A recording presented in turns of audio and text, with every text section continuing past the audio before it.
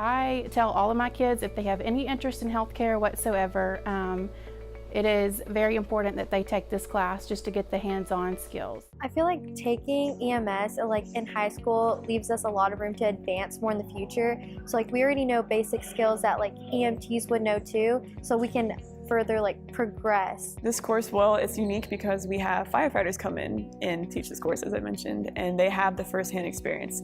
They come in and they tell us stories about what happened the day before and what they had to do, and the things that we're learning in our book are things that you apply. This is real life situations. My name's Justin Sutton. I'm a member with the Arlington Fire Department, and I'm a part-time instructor for the EMR class at Arlington High School. In emergency medical services, you are learning things that you can apply to everyday situations.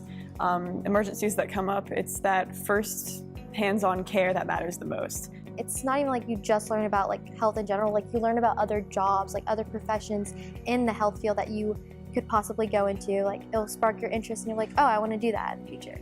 Some of the neat things, it's got to be the hands-on stuff.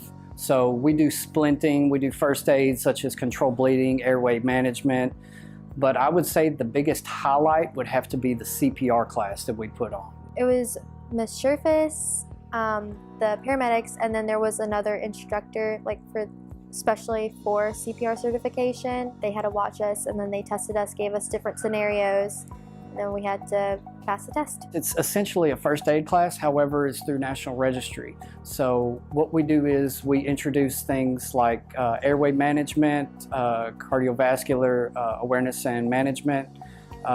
There's several different psychomotor skills, and of course the didactic portion. This isn't just, oh, if you go into this career, you have to learn this. You have to learn this terminology. You have to learn how to do this. These are things that happen in everyday life and that we can help and be a part of. So you have to have a lot of time management skills. You have to read the chapter before you come to class, and then you have to do the PowerPoint in class with the paramedic, and then you have a quiz the next class period. So you have to learn how to teach yourself stuff a lot. Some of the things that they'll have to be introduced into is time management.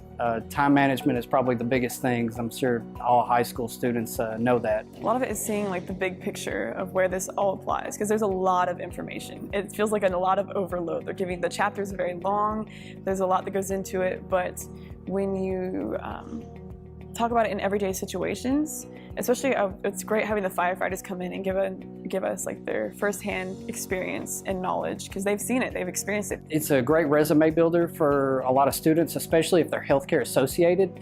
So if you have someone wanting to enter the pre-hospital setting, such as becoming an EMT or paramedic, firefighter, etc., it'd be a great class for them. Oh, I'm really excited. At the end of the year, we have the opportunity to be able to be certified as an emergency medical responder. We're able to get that license. We have to take a big test. It's a lot of studying, but hopefully all the work will pay off. The only final thought I have is a recommendation for anyone, for freshmen, sophomore, juniors, to definitely consider taking this class. It doesn't happen often, but when it does, you want to be there and you want to be prepared. And this is something that everybody and anybody could learn from.